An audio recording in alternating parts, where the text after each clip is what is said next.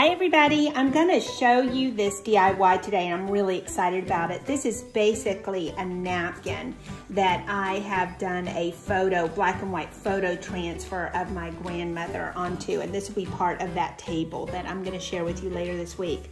I have really practiced this method. As you can see, I've had a lot of failures, but I finally got it and I'm very excited to share this with y'all.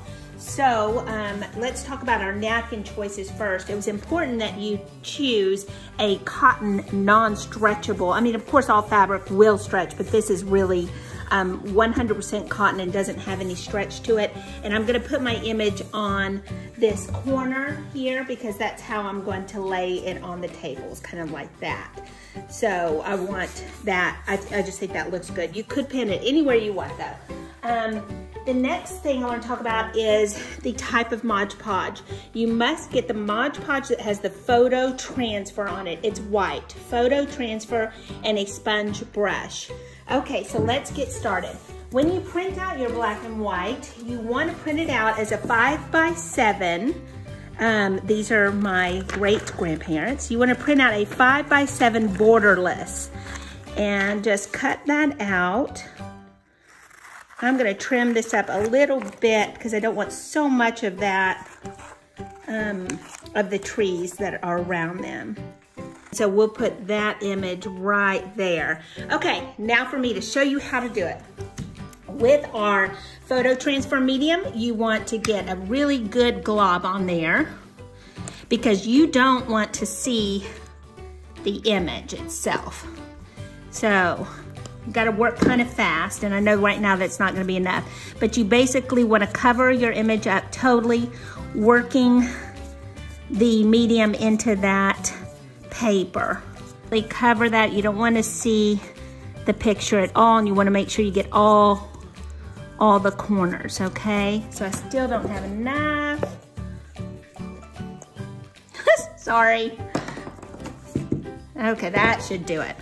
So I'm just gonna kind of go over this real gently, make sure I get these grandparents all covered up because we want a good transfer. Okay, what I'm gonna do, when I face this down, I'm gonna let this dry for 24 hours and then we'll do the next process, which is, all this is quite easy now that I know how to do it.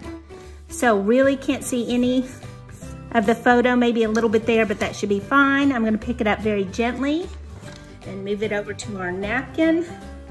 Center the bottom two pieces, bottom two corners, and then I want to press that down gently. And I want to make sure I press down all the corners and all the edges. You might have a little glue that comes out around the edges, and that's okay, but go around and make sure that is touching all the sides and the corners and really get that flat. So this is gonna dry for 24 hours on this cotton napkin and we will show you that next step. Hey everybody, I'm back. It's 24 hours later and these are ready for the next step. They're really good and dry. And so what I want you to do next is lay this out flat, and I want you to take a sponge, and I like the kind that has the brittle, the coarser side on one side and then the sponge on the other. And you're just gonna lightly press down on that photo until you start to see the picture, okay? And make sure you get really good coverage, get those corners. And what this is doing is loosening that paper, that top part of that paper, and we'll be able to kind of rub it off. So it's good and wet, and wait 2 minutes. So let's see, it's 5:06. And while I wait, I'm gonna go ahead and do this one.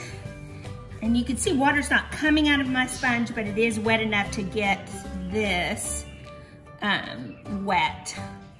Okay. So we're gonna wait 2 minutes and then I will show you how to take off that layer of paper. Okay, so it's been 2 minutes, and what I'll do is start taking my finger and rubbing off that paper, and it will reveal the entire photo. And if it's not rubbing off too good, then just re-moisten that a little bit. There we go, like that. And it just takes a gentle touch to rub all that off. If you feel like you're taking off some of the paper, then you're probably rubbing too hard. But as you can just see, it kind of rolls right off. And then sections that don't roll, then I'll re-wet. So let me just kind of show you this. I'm gonna do both of these as far as I think I can get by removing the paper. And then I'm gonna wash them on delicate cycle. But I will not dry, and then I'll iron them just to get my napkin pressed, and that's all you do. So a couple of tips I just want to go over before I finish this DIY. I will just rub just that first little layer off. So as you can see, there's a little fuzz left there, even on this one of my Papa Mac, a little bit of fuzz. I'm gonna let the machine do the rest of the work. So I'm going to wash these on delicate in the washing machine. I will not dry them, but I'll let them air dry, then I'll press them. See, this one of my grandmother had that fuzz, and it was able to come off in the machine. I'm gonna let the machine do that last little layer, because I get nervous about rubbing too hard. The other thing is, I used 100% cotton that did not stretch, and I think that made the difference in the final product as well. This again was a Pottery Barn, their essential napkin, 100% cotton, and I think that's another reason why these are working out, and they just look good. The black and white looks good on the white. So I think that's it. If you have any other questions, just shoot me a message. I'll be happy to answer.